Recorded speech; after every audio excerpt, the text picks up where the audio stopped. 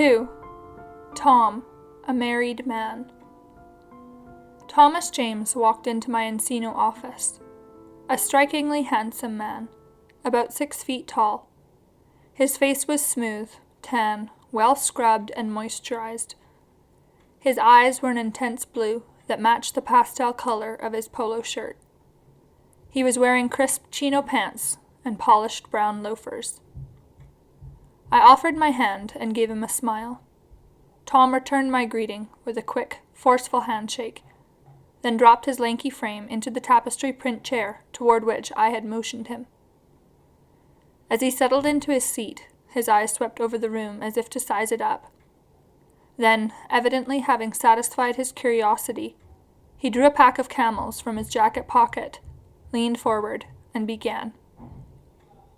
First, Dr. Nicolosi, let me give you the facts.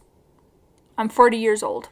I've been married 15 years and have 2 children, a boy and a girl, 10 and 7. I own West Valley Sporting Goods, and, to put it bluntly, I've done very well for myself in the 10 years I've been in business. He lit a cigarette, puffed impatiently on it, and set it down in the ashtray. My wife Cynthia and I separated a few months ago. I was in a relationship with a young kid, Andy, who worked for me at the store. He's 24. He laughed. I could be his father. When Cynthia found out, she was furious. She said, I want you packed and out of this house today. How long ago was that? I asked. 6 months ago. I walked out on my wife and children to live this awful life alone. There was silence, then he said, Doc, I really don't like my wife. She's a fine mother to our children, but she's very negative about me, and everything that pertains to me. We're so different. I'm ambitious and outgoing. She's caught up in the house and the children, and she controls everything in the household. I feel like the low man on the totem pole at home. I nodded. So tell me, how did she find out about your relationship with Andy? One Saturday night, I felt I had to get out of the house. I was restless, like I so often am, so I called Andy and arranged to meet him at a gay bar we often went to. On my way out the door, Cynthia stopped me and wanted to know where I was headed. For the first time, I don't know why, I just impulsively blurted out the whole story. I told her that I was gay, that I was going to see my lover. She was stunned. She said, In all the years we've been together, why didn't you ever tell me? At first I didn't know what to say. Then I confessed. I guess because I thought I could have my life both ways. Then I told her that it was Andy who had been my lover. The kid had been a sort of family friend, because his folks live out of town. We had had him to the house last Thanksgiving and Christmas. When she heard that my lover was Andy, Cynthia was really furious. She said, You mean you were having sex behind my back with that boy while I was entertaining him? Tom paused a moment, reached for his cigarette, and stretched back on the couch. Looking around the room, puffing on his cigarette, and exhaling deeply, he seemed to welcome a moment of quiet. Then he got to the heart of what was bothering him. I really thought I would be happier away from home. No demands from anyone, only myself to answer to. But since I left my family, I felt worthless, empty. He shook his head sadly. Sex with a man is a lonely lay. Male-on-male relationships don't last, and part of the reason is the dishonesty in these relationships. Too much deception and cheating going on. That's my biggest fear about being gay. Ending up alone, not having someone to come home to. His next words were sudden and sharp, as if reprimanding himself. I don't know why I'm here, Dr. Nicolosi. All I know is that I don't like what I've done with my life. I've lied to my wife, lied to my mother. The last 3 men came and went. Even Andy left me. And now I'm by myself, completely. I've lost my kids. Now I'm not even comfortable visiting them. I haven't got any real home. When I go back to the house to see my kids, I wonder, has my wife told our friends about me, about my homosexuality? I'm terribly depressed. and I don't know where this new life is leading me." More silence. Then, with a shrug of his broad shoulders, he said, "I've lived a lie so long, I don't know if I can be cured. Maybe I don't even want to be cured. I go back and forth, back and forth. Sometimes I think there just isn't an answer." "Then you must have heard that I help homosexual men change their sexuality." He nodded. "I've heard that your work is pretty much out of the mainstream, that there are a lot of gay therapists who don't like what you're doing. But I like what I've heard about you, so that's why I'm here." Good. I was pleased that he understood my approach from the outset, because if you want help divorcing your wife and making a life with your gay lover, I don't do that. On the other hand, if you want to understand why you are homosexual and what you can do to change that, we can begin right now. Tom looked at me appreciatively and laughed. "I like your approach. You don't waste any time, do you?" He drew deeply on the cigarette and set it down in the ashtray. "Where do I begin?" "Tell me what I need to know to help you." The following week, Tom walked into the room looking serious and preoccupied. Hardly pausing to greet me, he continued with last week's recitation of his history. As he told me about himself, it became apparent that Tom was somewhat different from most of the homosexual men who come to my office. Like most clients, Tom described a deep grievance against his father. Like them, he felt an internal sense of inadequacy as a man. However, Tom showed no external evidence of gender identity deficit.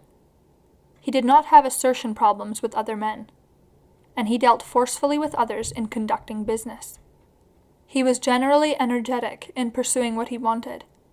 He appeared extroverted and confident. Yet underneath, he still had the emotional fragility of so many other homosexual clients. Tom did not, however, conduct his personal relationships the way he conducted his business relationships. With loved ones, he tended to become passive, as he did in his relationships with Cynthia, Andy, and his children. This compliance was part of a relational pattern begun in early boyhood. Tom told me about his problems in male relationships. "I've had some wonderful men reach out to me and try to be my friend, but once they get too close, I say, 'Back off.'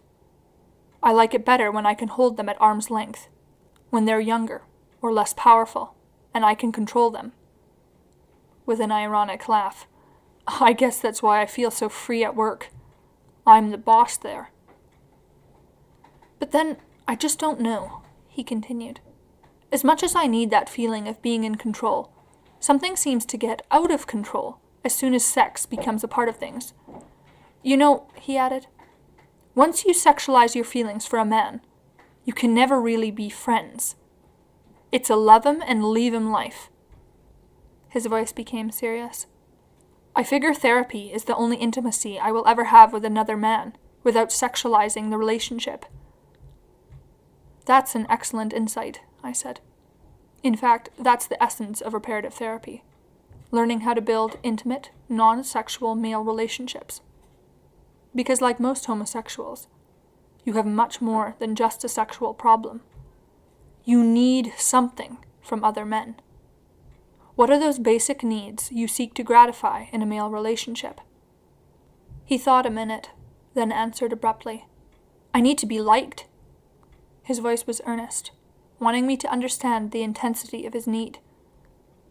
"I get a special feeling of excitement from that male attention. There's something that comes alive inside me when I'm having sex with a man." Searching for words, he continued, "There's a moment of electricity, of power from that charge of maleness that comes across to me." I thought it was time to explain to Tom how homosexual behavior is evidence of the reparative drive to satisfy 3 unfulfilled emotional needs. Needs never met in the relationship with the father: affection, attention, and approval. As with most extroverted types, Tom most craved attention. As a boy, I never seemed to have male friends, for reasons that may well have been circumstantial. Boys my age always seem to move away, and I always seem to end up alone with my sisters. Somehow I've always felt cheated out of boy friends. I urged him to tell me more about his childhood. So much of my childhood is a blur. I don't even recall my parents' relationship to me very well, or much of what happened in my early years. It's mostly a blank. Can you remember anything? I asked. He paused, then said offhandedly, My father promised to give me a rabbit one time, but never did. My sister promised to take me to a carnival one time, but then forgot. I never felt much joy as I grew up. What else? He thought a moment, then recalled, When I was 10 years old, I was really flattered when the older boy next door started asking me along to his baseball games.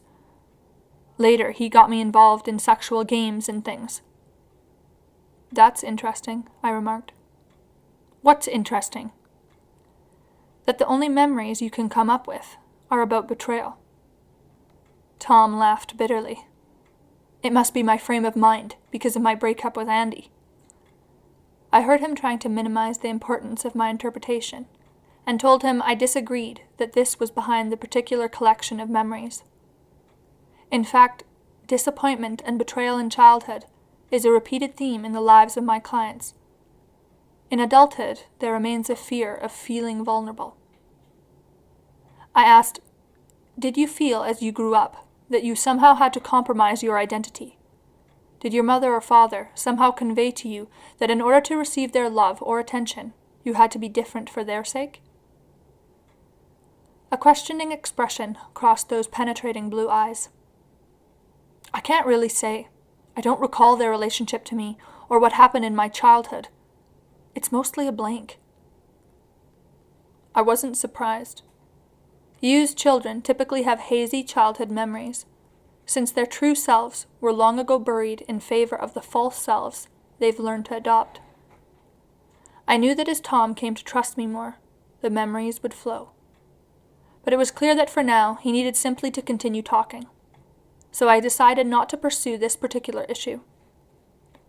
Changing the subject, I asked, Have you had a lot of exposure to the gay lifestyle?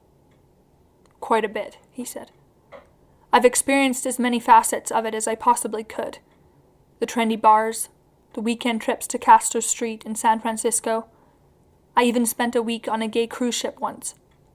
I told Cynthia I had to go away on business. I was curious.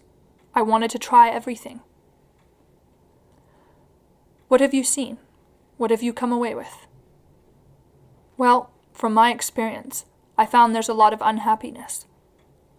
In the heterosexual world, there's more that seems to keep people faithful. The gay world has too many social and sexual opportunities, and gays don't have the social support of marriage. I asked, Do you see any inherent problem in male relationships? Or is it social stigma that makes monogamous gay relationships so hard to sustain? I pressed Tom to make this distinction.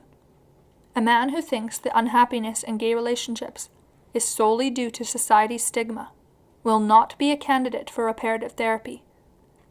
He must be driven by a deep personal dissatisfaction with gay life.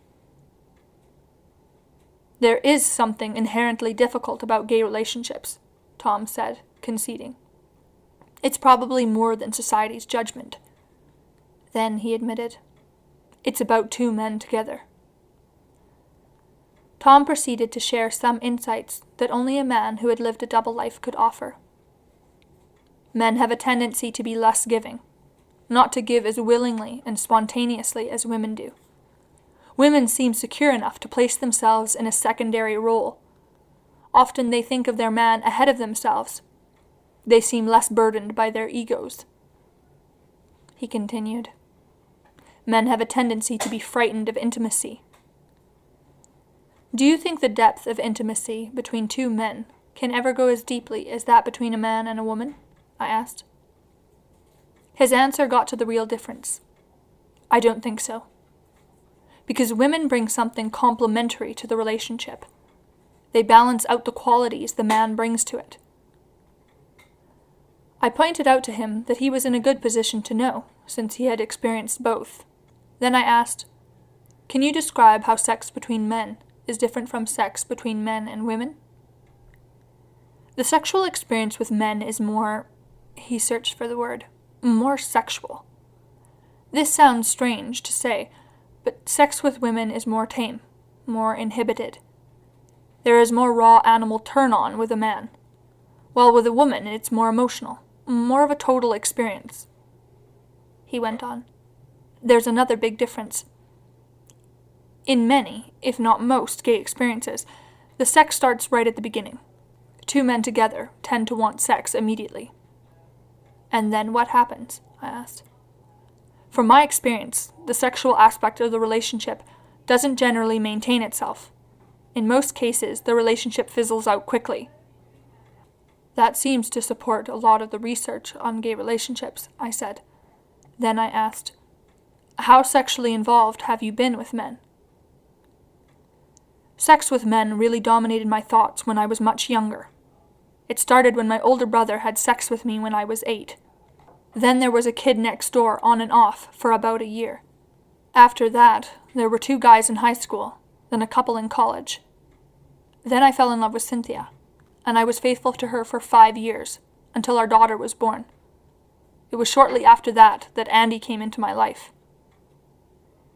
It is significant that Tom remained faithful to his wife until the first child was born.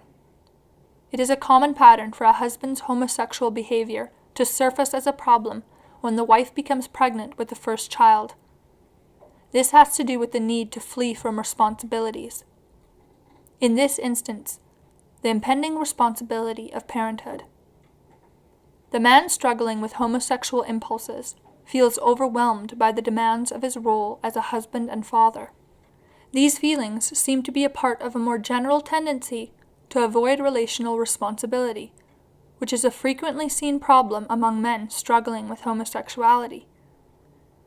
The prevalence of this pattern suggests very convincingly that the homosexual condition is not so much a problem of sexual orientation as one of relational immaturity. It is often necessary to foster such a client's ability to grow into mature relational self-giving. What Tom said next confirmed my opinion. Throughout my relationship with Andy, I also had affairs with other men. At times, especially when Andy and I weren't getting along, sex became an obsession. "How were you able to have sex with strange guys while you were in a relationship with Andy?" He shrugged his shoulders. "I don't know," he said unhappily. "Any more than I know why I was having sex with Andy while I was married to Cynthia." He thought for a moment, then continued. "At home, I don't feel like I'm important. With my lovers, I can feel like I'm in charge of things. I just somehow feel uncomfortable with Cynthia." "But you know," he reconsidered, "in spite of everything, I still rely on Cynthia. After she threw me out of the house, Andy and I shared an apartment. Then Andy moved out. He couldn't handle my emotionality, my mood swings. I was so depressed that I called Cynthia to cry on her shoulder." "Just a minute," I broke in. "Let me be sure I understand. You expected Cynthia to comfort you when Andy left you." He nodded like a little boy. "Wasn't that a little unrealistic?" I asked. "You were having an affair with a young guy from work, a family friend, behind your wife's back. He leaves you, and you expect her to comfort you." "I didn't know what to do, who to turn to," he said. "I guess at that moment I was just too tormented, in a crisis." He thought for a moment. "Now that you do mention it, I can't believe I've hurt her so badly. Because I do love her. There's a reason I've stayed with her in the marriage. We've been good friends for 18 years. Tom's narcissism was obvious to me, but there was a further possibility. "Do you think your insensitivity bordered on hostility?" Tom looked at me puzzled.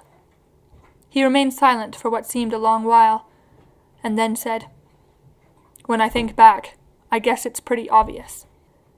"Why do you think you hurt her, besides your self-absorption in your own anguish?" "Well, as you know, I just can't be myself with Cynthia. When I set foot in her home, I become nothing. It's her house, her home. So yes, maybe I was giving her a taste of the treatment I got from Andy." In Tom's answer, I heard repeated a common complaint of many of my married homosexual men. Feelings of a loss of control to their wives, with an inevitable resentment toward them. He fell quiet again, and I remained silent. Then he said in a proud tone, "I did pretty well until I met Andy. That is, until he turned the tables on me, got the better of me, made the old man look like a fool." I could see that Tom had been propelled into therapy by this acute pain. His double life no longer worked. It had been this trauma that had led him to reflect on the life he had been living. I wanted to get back to what Tom had been saying earlier. "Tell me about how you feel at home with Cynthia." "I just have never felt appreciated by her," he said. "And I always feel a restlessness there, like I have to get out, do something crazy, find some excitement." "Why," he continued, "all of my life I have felt so driven, so restless and anxious. I'm never satisfied with anything for very long." This is something I hear repeatedly in the lives of homosexuals. They feel out of control, their needs unrecognized by others, and find themselves trapped behind a compliant, cooperative facade. Their way of getting release from this false self of compliance is to act out sexually. Boredom, anxiety, and depression are the moods most often identified as prompting homosexual behavior. When the affair ends, they return to what psychiatrist Harry Gershman called their petrified patterns of existence. Gay apologists argue that the dissatisfactions of these men arise from the unnatural married lifestyle they are forced to adopt. But I am convinced that the problem is much more than that of forced social conformity. Homosexuals who are married are not the only ones troubled by this roller coaster ride of feelings. I have observed this same pattern of fluctuation, helpless dissatisfaction alternating with homoerotic euphoria, in the lives of homosexuals who are in gay relationships. Tom's mood suddenly changed, and his voice became sharp. "I've lived a lie so long, I don't know if I can change. It all seems like a hopeless pattern. I've thought of killing myself sometimes, when I hit bottom in the cycle." He was quiet after this, and then, with a shrug of his broad shoulders, he said, "Maybe God made me what I am. If I'm gay, God made me gay. But for heaven's sake, why did he have to give me a good wife and children?" Here I heard the ebb and flow of true desperation mixed with over-dramatization. I decided not to comment on the latter, lest I be misunderstood as non-empathic to the former. I knew that the phrase, "I was born gay," is shorthand for, "I don't want to look at the early childhood experiences that caused me to become homosexual." "There is no gay gene," I told him. "This is a matter of identity." One day, a few months later, Tom came bounding into the office and plopped himself down in the chair. He was in a chatty mood and seemed happy to be with me. "A few years ago, I was in therapy with a gay psychologist. I was struggling with my gayness, my self-image, and my marriage. Cynthia and I weren't getting along very well. I had moved out a couple of times. I wanted to leave her. I was bored. The only thing that kept me in there was that I loved my kids. I was having outrageous flings with guys, and Andy was driving me crazy. Although the psychologist didn't actively push me toward the lifestyle, he never really discouraged me either. He was quiet and commented very little." Tom flashed a quick smile. "Not like you." "Honestly, I would have liked a little more direction from him. Like, hey, let's get your life in order. Let's start doing what's right. Let's stop some of this crazy philandering." I guess he thought I'd work my way through. I didn't. "How did your therapy end?" I asked. "It ended abruptly on my daughter's 6th birthday during one of my separations from Cynthia. I was upset and frustrated at losing my family, and being told by the therapist, You're not losing your family. If you go with your lover, you can still see your children. I kept thinking, but gee, I'm not there at 3 o'clock in the morning when the kids wake up and cry for their daddy. You were losing your family, I agreed. They talk about quality time, he went on. Yet I say, hey, there's quantity time too. On my daughter's birthday, I finally just turned to this shrink and said, hey, you can't possibly relate to what I'm going through. I'm a married man, and I have an involvement with another man, and my daughter is 6 years old today. Do you know what that really means? Can you possibly understand the feelings that are going on inside of me? I told him I was through with being gay, if this was the price I'd have to pay. You felt he couldn't relate to you. Yeah, I think I frustrated him. He couldn't understand me. At that moment, Tom sat up, looked at me directly, and said, I'm going to have to find the best way to work within this situation. I will probably always have homosexual attractions. You've warned me about that. But I've also come to realize there's a choice, an act of will involved. I still would like to have sex with men, but the price is just too high. My marriage and my kids are just too important. At last, Tom was committing himself completely to overcoming his male attractions. I knew it was a solution that the gay rights movement would disdain. They would say it was dishonesty with one's true self, hypocrisy, that sort of rhetoric. I had great respect for Tom James.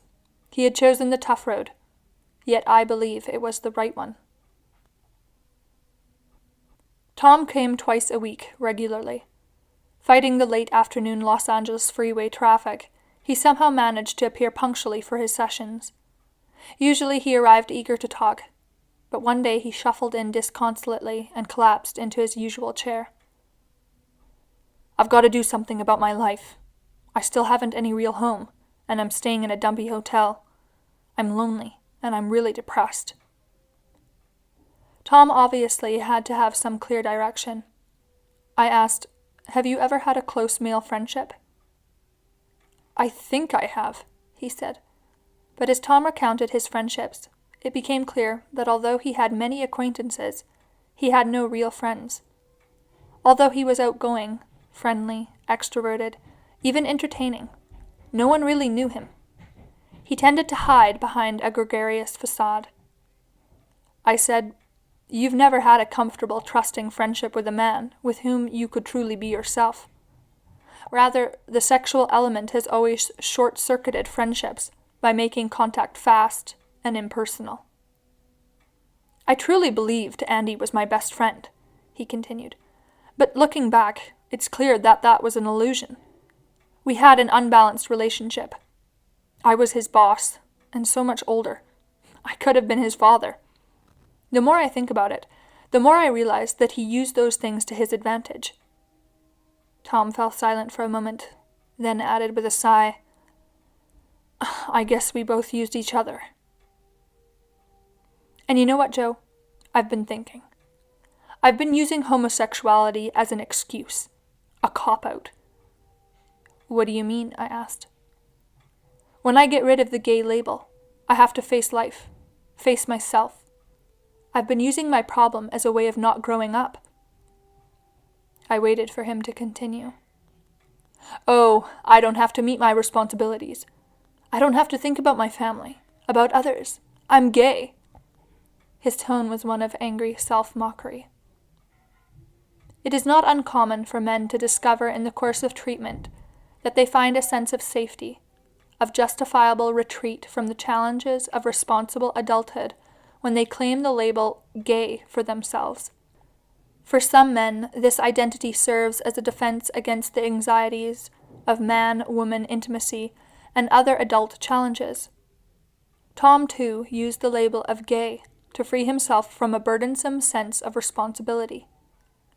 Tom said, I've always put on this devil-may-care display of bravado, but I realize now I've never felt really brave or faced the truth of what I've been escaping. I said nothing, waiting for him to continue. I get depressed and full of anxiety. I can see that I've only been playing at being a real man. I don't believe I can be, not the way I've been living. I don't know if I'll ever be able to settle down and stick with my family responsibilities." There followed a long silence. At last, pensively, he said, "I wonder if I want to be a man, in terms of all that would require of me." There was a tone of wistfulness in his voice, and he then said, "There's nothing sadder than an old queen." That's an ancient quote. It seemed to me that I was hearing some measure of self-dramatization in this, so I pushed for some accountability. "Many times you've said that you feel like a stranger in your own home, that it seems like Cynthia's house. You complain you feel like an outsider, that you have to go to work to feel respected. What's wrong in your home that you can't be strong, that you can't assume any authority?" "I don't know," Tom shrugged, conceding, "but it's something I'd better start talking about. Cynthia called me last week, and wanted to know if I'd like to try moving back in with her." "What did you say?" "Well, I admit I was happy to hear her voice. I'd really like to make it work with her. I told her that I'd give it a try." "Good. She's been wanting to call you, to see what she can do to help the marriage." I spoke with Cynthia that night, and she did indeed ask to see me for Tom's sake, although I did not doubt that she had equally pressing needs of her own. I was about to leave on summer vacation, so we set an appointment for September, when Cynthia would come alone to see me in my office.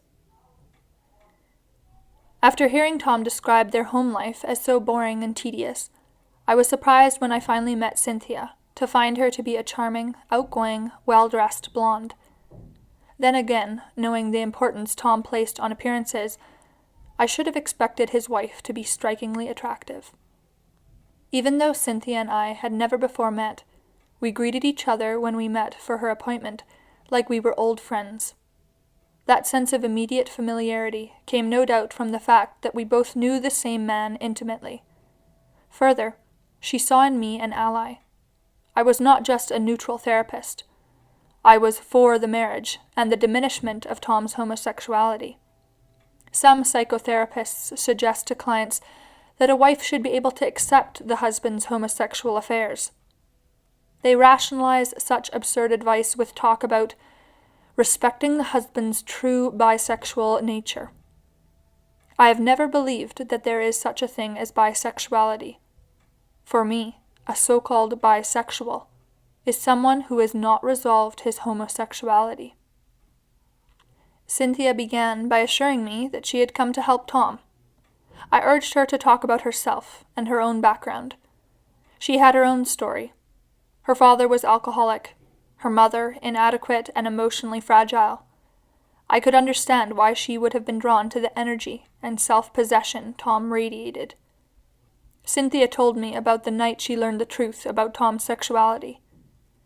In one hysterical outburst, he told me all about his double life. "It was the most horrible thing that ever happened in my life," she admitted. Her voice trailed off, and she added, "For a while, I just couldn't believe it." I asked, "How did you handle what he had to tell you?" "I got angry.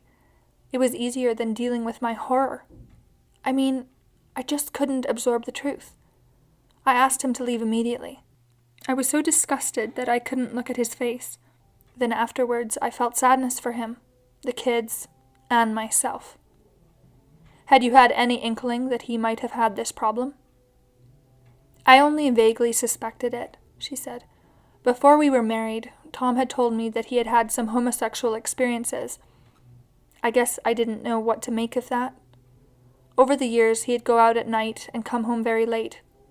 The thought crossed my mind, but I never really wanted to think about it." "Do you resent Tom for what he's done to you, to the family?" "Tom is a good man, and I love him very much. But what Tom wants, Tom gets. He really is very self-centered," she added with a slight laugh. "I often felt that I had 3 kids instead of 2. Like a child, Tom always expects special attention. He can be very generous to people, but he has to be in the spotlight. For example, I know he loves our children, but sometimes it seems he loves them for the love they can give him. He'll say to them, 'What's the matter? Why don't you come and kiss Daddy?' If they're busy doing something else and won't give him attention, he's quick to get offended. Cynthia's description was familiar to me. I had heard similar accounts from wives of men like Tom. Such a man is often married and functioning well bisexually. He tends to be exhibitionistic and narcissistic, and to have, at least on the surface, an overinflated sense of his own importance. He is determined to have it all, that is, marriage and family as well as gay relationships. He is quite different from the more typical client who tends to feel inferior, self-doubting, and powerless. I asked Cynthia, "What sort of a future do you see here?" "Well, I love Tom very much," she said. "He likes you, Joe, and I'm hoping he can work out his problem. Do you think you can forgive him for what's happened?" "All my life I've had to make compromises," she said. "I believe if we keep on going in the direction we have been, we can be happy. He really has been a lot more connected with the family since we've moved back together, but I will always have my doubts. If he goes out at night..." Revealing the strength of the feminine psyche, she added, "I know when Tom and I are connecting. I can feel the difference. When Tom pulls away from me, that's when I worry." "You know the difference?" "Oh, sure. During the years Tom was involved with Andy, I felt that his energy was somehow going elsewhere, out of the family." Cynthia's intuition was right on the mark. Many homosexual husbands have said that when they are having affairs with other men, they find themselves avoiding their wives and families. As one married man said, "The big obstacle is guilt. After I've acted out, I come home and find myself withdrawing from the family. For days, I don't feel worthy to participate in anything with my wife or the children." Cynthia's attitude was typical of most of the wives I've worked with. A wife will feel deeply betrayed, hurt, and angry for many months, but most often she will ultimately commit herself to remaining in the marriage. What seems most important is the husband's honesty and sincerity in dealing with the problem. A wife will often be willing to deal with anything as long as her husband is honest. The husband who can patiently and honestly explain to his wife the unmet emotional needs behind his homosexual behavior will usually find he has a powerful ally. His wife will demonstrate remarkable compassion if given the opportunity to understand the whys behind his behavior. Considering the previous level of dishonesty on the part of many such husbands, I've always been amazed at the flexibility and resilience of those wives who determine to keep their marital commitment. A loving wife will walk through hell and back with her man if treated as a loved and respected equal partner. Particular therapeutic issues exist for married men who, like Tom, have a homosexual background. These men are challenged not only to resolve their same-sex attractions, but to stay in tune with their wives. Such men typically offer many reasons for avoiding their spouses. She's overweight. She's critical. She's mean. Negative. A bitch. Not attentive. Not understanding. Certainly a wife who feels neglected will have her own defensive reactions, and may indeed be guilty of everything with which she is criticized. There may be many reasons for the husband's avoidance of intimacy, not the least of which is guilt, but these obstacles to intimacy must be addressed in therapy. At our next session, Tom brought up his concern about the long-term problem of feeling detached and restless while home with his family. He often assumed a passive and detached attitude, while in reality he was feeling bored, disconnected, and resentful. Boredom is, in fact, an often reported feeling of homosexual clients. I consider this mood to be part of the homosexual condition. I asked, "Do you know why you are bored in your own home?" "I don't know," he said. "In the middle of all the family activity, I just lose interest, and I feel like I want to run away." I explained, "Boredom occurs when you are in a situation that does not permit you to express yourself." Tom looked confused. I continued, "Most people believe boredom is the result of nothing doing, nothing happening. In fact, On the inside, there's always something doing, if we'll only respect it. Next time you feel bored, ask yourself, how would I like to express myself right now? What is it that I'm not permitting myself to say or do? I think you're feeling inhibited and stuck, and there's an element of anger beneath that. Try to feel the real feelings beneath the boredom. If you really allow yourself to do this, I think you won't be bored anymore. In the following weeks, Tom and Cynthia progressed in their work toward achieving mutual honesty and equality in their relationship. Whereas earlier both had felt like victims, they were now far more secure in the marriage. An important part of the treatment had involved getting Tom to connect with his wife and to feel her presence. For many years he had been so preoccupied with himself that he had virtually shut her out of his consciousness. Now, rather than detach himself, he made the effort to identify his feelings and express them. This process would invariably reconnect him with Cynthia. "How much I want to make it work with her," he said, "to cut myself off completely from the gay lifestyle and be only with men who are straight. I'd love to have a real male friend now, not a lover. Maybe some married guy with a family. I need that kind of friendship if I'm going to have a life as a family man." By this time, Tom had come to understand far more about himself and his deepest priorities, and he had begun to believe that he could have a monogamous marriage. He told me, "The most important thing of all is to keep my family together. My children need a father. My wife needs a husband. And I need a family." He was beginning to see this string of affairs he had had as meaningless and irrelevant. "I used to resent Cynthia's regimenting my life, but looking back, I see I gave her no choice," he said. "I simply abdicated my family responsibilities." "You did," I told him. "You got into a passive, avoidant role at home. You were showing your resentment at being trapped into family responsibilities by a passive refusal to be involved. You created a vacuum that someone had to fill.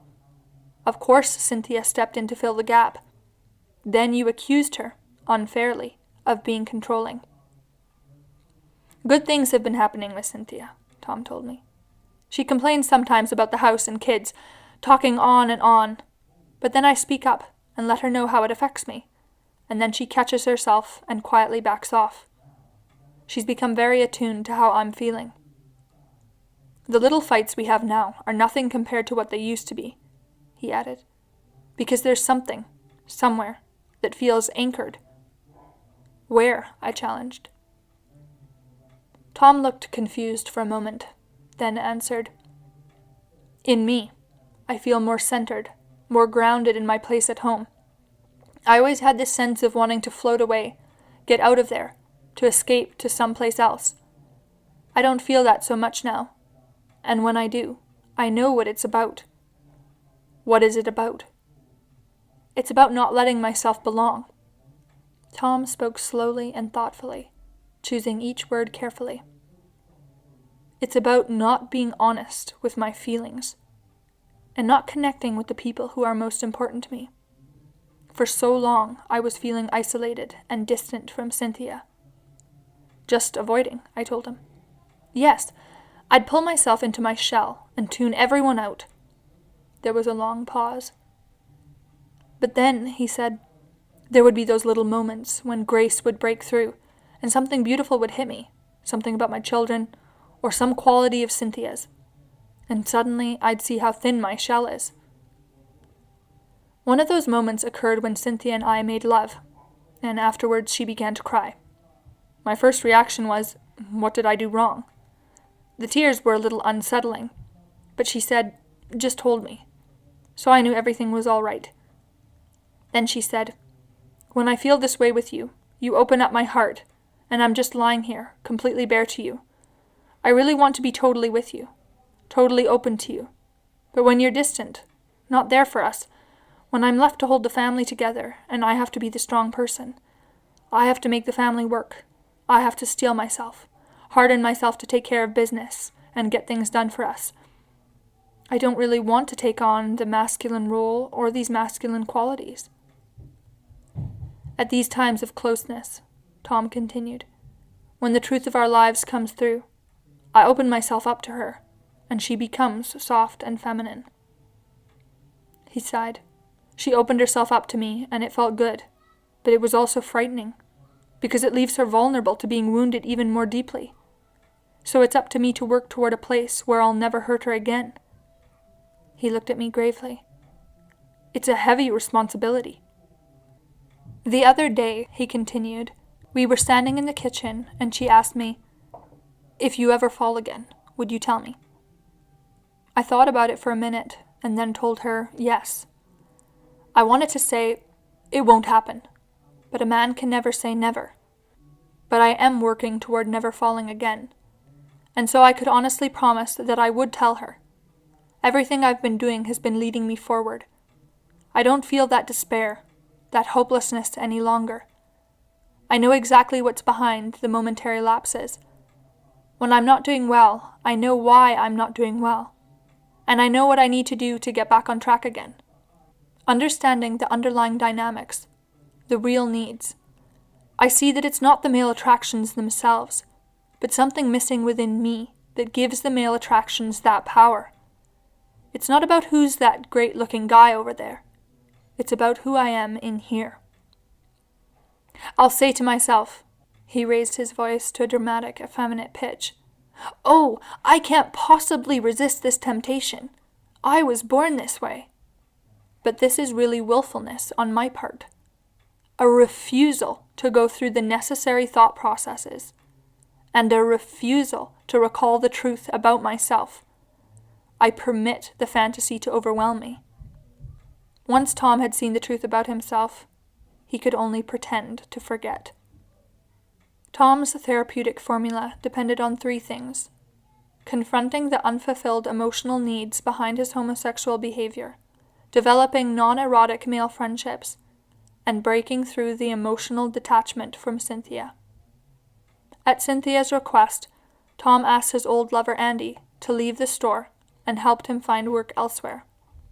Tom was determined to see him as a person of the past and to move with Cynthia and their children into the future. As Tom approached the last days of his 3rd year in therapy, we talked about termination. "So what do you say, Doc?" he asked. "Am I ready to graduate?" "I think you are," I assured him. "I wish I could feel totally confident that I won't fall back into the old traps that brought me here originally." I told him, "You have already committed yourself to honesty. You are more honest with yourself today than you have ever been before in your life. You may have a fall, you may experience some setbacks, but I'm not worried about that, because the insights are there. You have the understanding. Just stay honest with yourself and with Cynthia." Tom nodded gravely. "Genuine insights can never be lost or forgotten," I told him. "You can never go back to the place you were, psychologically, when you first came here." Speaking in a low, slow voice, Tom said, "I enjoyed what I've learned from you, Joe. You have given me a lot that is very important. I'm really going to miss the giving, the sharing that has come from you." I realized that Tom clearly felt intensely ambivalent about ending our relationship. When the final moments of his last session had arrived, I told him, "Any time you need to, you can, of course, come back, even if it's only for a single session." "Thank you," he said, standing up and shaking my hand briskly. "I'll miss you and the guys in the group. I've learned a lot from you." There was bravado in his voice, but as we walked to the door, he looked back one more time, wistfully. 2 years after his termination of therapy with me, Tom learned he was HIV positive. I remained in touch with both Tom and Cynthia, receiving calls from them on and off over the next 3 years. From time to time, we discussed a variety of problems, communication between them, parenting issues, especially about their son Sean, who was now in adolescence. Tom began to show more of the symptoms of AIDS, and when it became increasingly evident he would soon die, Cynthia asked me to provide family counseling. It was time to prepare the children for the end. Tom and Cynthia asked me to assist them in telling the children. I saw their incredible strength, as all four sat on the living room couch. For 2 hours, there were questions and tears, and a sharing of love. I visited Tom at home in the final weeks as he grew more and more feeble. It had been 5 years since he had ended therapy. One day, as I was about to leave him, he called me aside. His voice, surprisingly strong, he told me, "If it hadn't been for you, I wouldn't be here now with my family. I will have the blessing of dying with my wife and children beside me." "I'm very thankful for that," I said. "And Doc," he winked, "you'll be happy to know I've kept my promises to Cynthia." 1 month later, Cynthia called early one evening. Her voice was low and sad. She told me Tom had passed away that morning. After Tom's death, I continued to stay in touch with Cynthia and the children. I did my best to help them through their grieving period. She told me how her relationship with Tom had deepened, and that their family life was the best it had ever been. Tom had developed a deep relationship with both his children, who helped nurse him at home as he became weaker. Cynthia, too, had cared for him faithfully. He died in his own bedroom, in the care of his family and a nun from his parish who had come to bring him communion. Reparative therapy helped Tom to put aside his double life. It afforded him the insights with which to follow through and live according to his convictions. I feel satisfied that I was able to help him find what he was looking for.